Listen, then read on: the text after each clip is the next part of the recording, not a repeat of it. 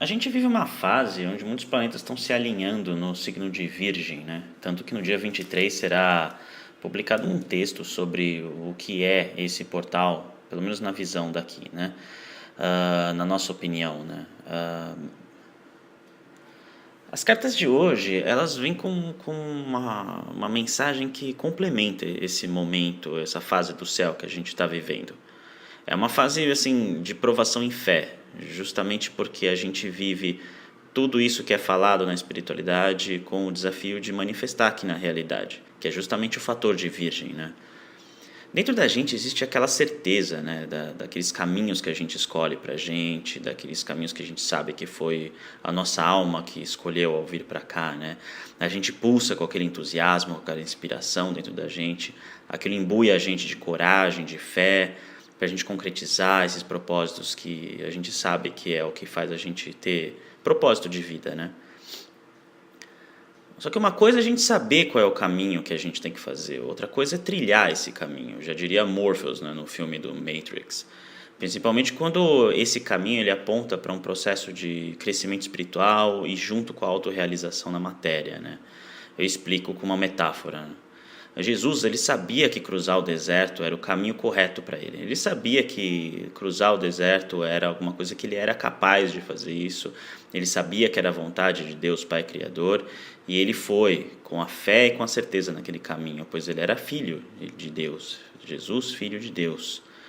Só que nesse caminho aparecem as tentações, né? Não precisamos nem entrar em detalhes, que acho que todo mundo conhece pelo menos um pouco da história de Jesus no deserto, né? São os conflitos, as dúvidas, né? Essa passagem simboliza a nossa trilha pela vida em busca de nossos sonhos. A gente é jogado a enfrentar os nossos principais medos. Claro, a sombra sabe qual é o nosso ponto fraco, quais são os nossos pontos fracos, e que é justamente puxar o nosso tapete, nos acessar, nos atingir por esses pontos fracos, os nossos calcanhares de Aquiles, né? Só que é no dia a dia, né? Nas relações humanas, nas relações sociais, familiares, afetivas, nos desafios da vida cotidiana, que é a representação de Virgem, né? Que é justamente o momento que a gente está passando, que vem essas pauladas, né? Os testes, as dúvidas, né? Por exemplo, sempre me falaram que isso não dá futuro, que talvez não seja esse o meu caminho.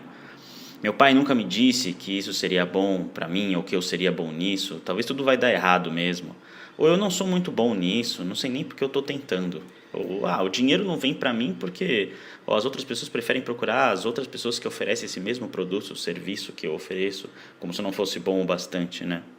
A gente está falando da sombra, né? Um arquétipo, um princípio, o princípio da sombra, que nas relações humanas, nas relações na parte intelectual, nas relações mundanas, a gente projeta isso como vilão, né?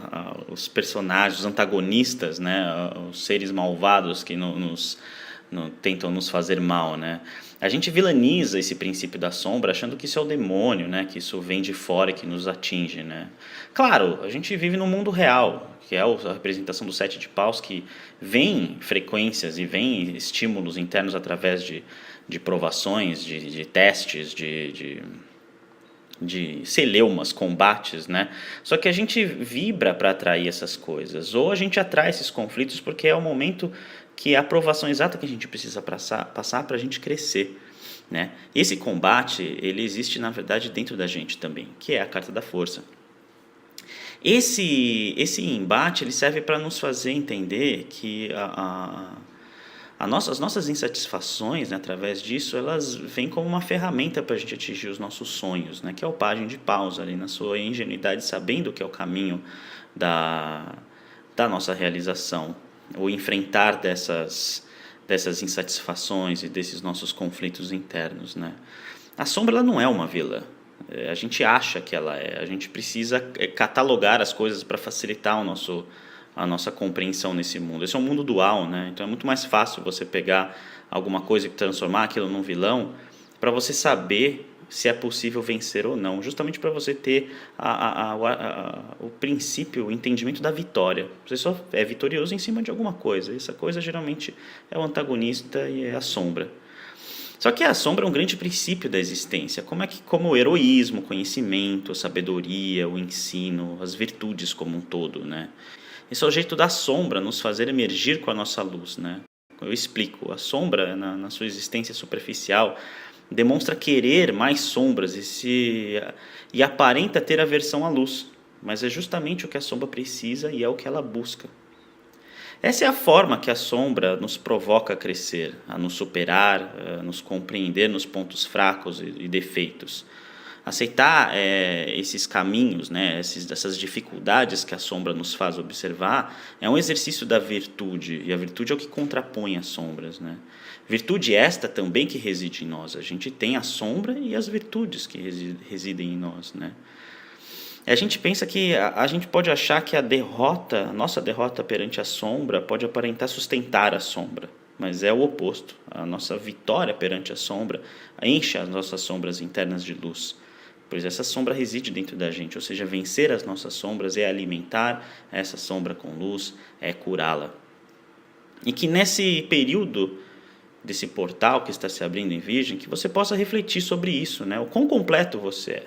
Você tem tudo, você tem até uma sombra, olha que interessante. É por causa dessa sombra que você pode vencer, pode crescer e pode atingir seus objetivos, principalmente no caminho de elevação espiritual e de autorrealização e autoaceitação e amor próprio aqui na matéria, na vida real. Um grande abraço a todos, fiquem na luz.